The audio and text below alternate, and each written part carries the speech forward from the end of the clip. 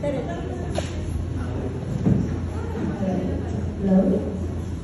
Good day, everyone. My summary speech entitled "From Bribery to Betrayal: the devastating effects of corruption."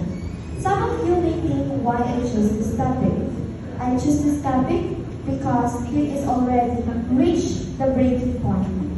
Those officials continue to enrich themselves. Millions of people are already suffering. Am I right? Yes! Okay, let me start. So, corruption is not just about money changing in society in the dark offices. It is about dishonesty, negligence, and the betrayal of the public trust. When government officials prioritize personal gain over the welfare of the Filipino, when projects are rushed with the substandard materials, and when rules are ignored for convenience, corruption thrives. It is a disease that weakens our economy, widens the gap between the rich and the poor, and puts countless lives at risk.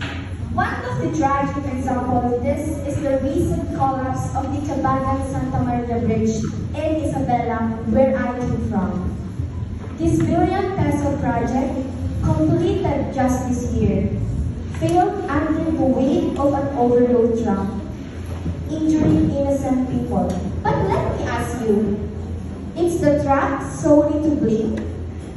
Or should we question the integrity of the construction, the oversight of the authorities, when safety inspections are overlooked or manipulated?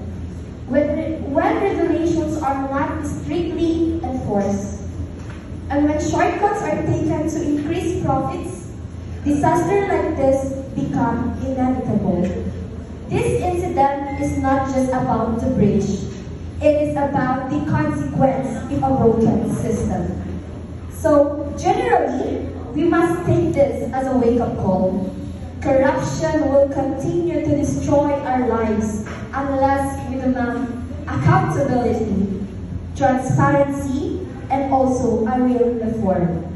We need a stricter enforcer of safety standards, responsible leadership, and a government that truly serves its people. But change does not start from above. It starts from us. It is start with refusing to tolerate the corruptions in our community, in our workplace, and also in our institution.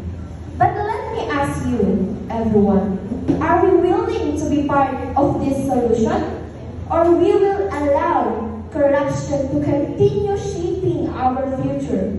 How much longer we will turn a blind eye? So, if we stand together, we can build a nation where bridges stand strong, not just only in structure, but also in integrity. Thank you so much.